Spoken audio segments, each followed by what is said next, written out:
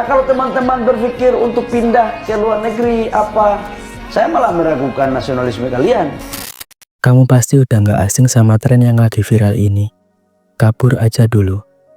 Hashtag ini berseliweran di media sosial, jadi bentuk protes halus dari anak muda Indonesia. Mereka ngerasa hidup di negeri ini itu makin susah.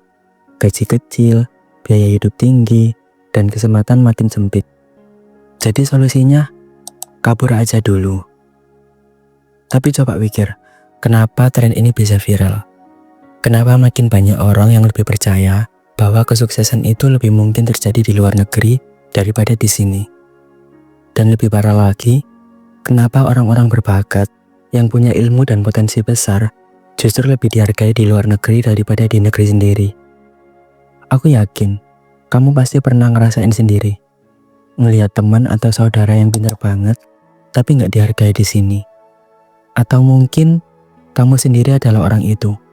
Kamu punya ilmu, punya potensi, tapi entah kenapa kayak nggak ada tempat buat kamu berkembang. Nah, pernah nggak kamu mikir kenapa bisa begini? Dan lebih penting lagi, gimana cara kita supaya ini nggak terus-terusan terjadi? Allah udah ngasih kita janji. Allah akan mengangkat derajat orang-orang yang beriman di antara kamu dan orang-orang yang diberi ilmu beberapa derajat. Quran Surat Al-Mujadilah ayat 11. Tapi kenapa di negeri ini orang berilmu malah sering tersingkir? Kenapa makin banyak orang berbakat yang akhirnya memilih pergi? Jadi, itulah yang bakal kita bahas di video ini. Kenapa orang pintar nggak punya tempat di Indonesia? Dan gimana cara kita supaya bisa berubah? Hai semuanya, selamat datang kembali di channel ini. Dan jangan di skip, karena mungkin tanpa sadar, kita sendiri ikut jadi bagian dari masalah ini.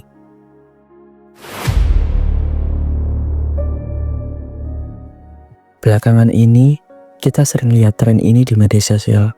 Kabur aja dulu. Awalnya kelihatan kayak candaan, tapi kalau kita lihat lebih dalam, ini lebih dari sekedar tren. Ini bentuk kekecewaan. Kenapa banyak anak muda pengen kabur? Karena mereka merasa di Indonesia kerja keras, tapi gaji nggak sepadan. Punya skill, tapi nggak dihargai. Punya ide, tapi nggak didukung. Mereka akhirnya berpikir, kalau di sini nggak ada tempat buat berkembang, kenapa nggak cari tempat lain? Dan ini bukan cuma sekedar perasaan. Menurut laporan dari Kemenlu RI, tren kabur aja dulu adalah bentuk protes anak muda yang ngerasa kesempatan di dalam negeri makin sempit. Jadi ini bukan soal orang-orang yang nggak nasionalis, tapi karena mereka nggak ngelihat masa depan yang jelas di sini. Dan ini adalah bagian dari fenomena yang lebih besar, brain drain. Ketika orang-orang berbakat dan berpendidikan tinggi lebih memilih bekerja dan menetap di luar negeri karena merasa nggak dihargai di negaranya sendiri. Kenapa ini bisa terjadi?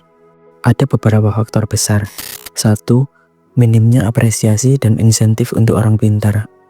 Di dunia ini, manusia selalu bergerak menuju insentif. Dan kalau kita lihat realitasnya di Indonesia, siapa sih yang paling dapat perhatian, uang, dan ketenaran? Ilmuwan? Enggak. Inovator? Enggak juga. Tapi selebritas, influencer, dan viral sensation. Dalam buku Atomic Habits, karya James Clear, manusia cenderung melakukan sesuatu yang memberikan reward instan. Di Indonesia, reward paling besar ada di hiburan, bukan edukasi. Konten edukasi, struggle dapat views. Tapi joget-joget receh, viral jutaan. Ilmuwan dibayar rendah, sementara public figure yang bikin kontroversi dapat panggung besar.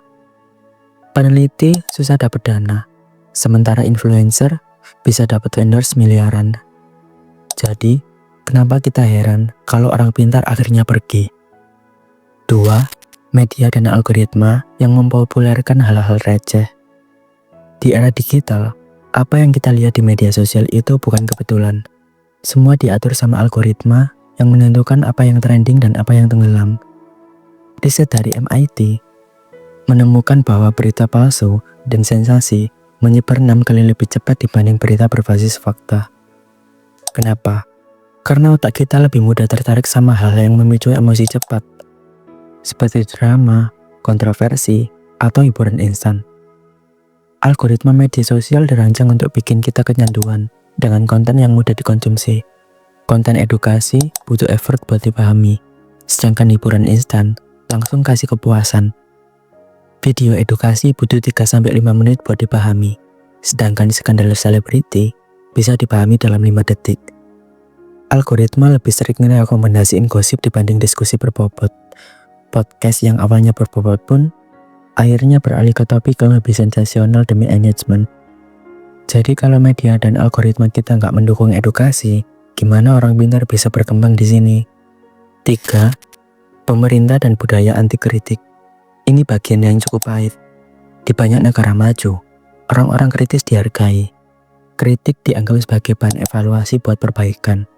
Tapi di sini, orang yang terlalu kritis bisa dianggap musuh. Ada akademisi yang suaranya dibungkam karena terlalu vokal. Ada inovator yang kesulitan dapat dana karena idenya dianggap tidak sesuai kebijakan. Bahkan, ada yang dikritik balik pakai buzzer dan serangan digital. Carol Dweck dalam bukunya menjelaskan bahwa negara yang berkembang pesat adalah negara yang punya growth mindset, di mana kritik dianggap sebagai sarana belajar, bukan ancaman. Di Indonesia, masih banyak yang pakai fixed mindset. Kritik dianggap sebagai serangan pribadi. Akibatnya, orang-orang berbakat lebih dihargai di luar negeri karena mereka bisa berkembang di lingkungan yang lebih terbuka.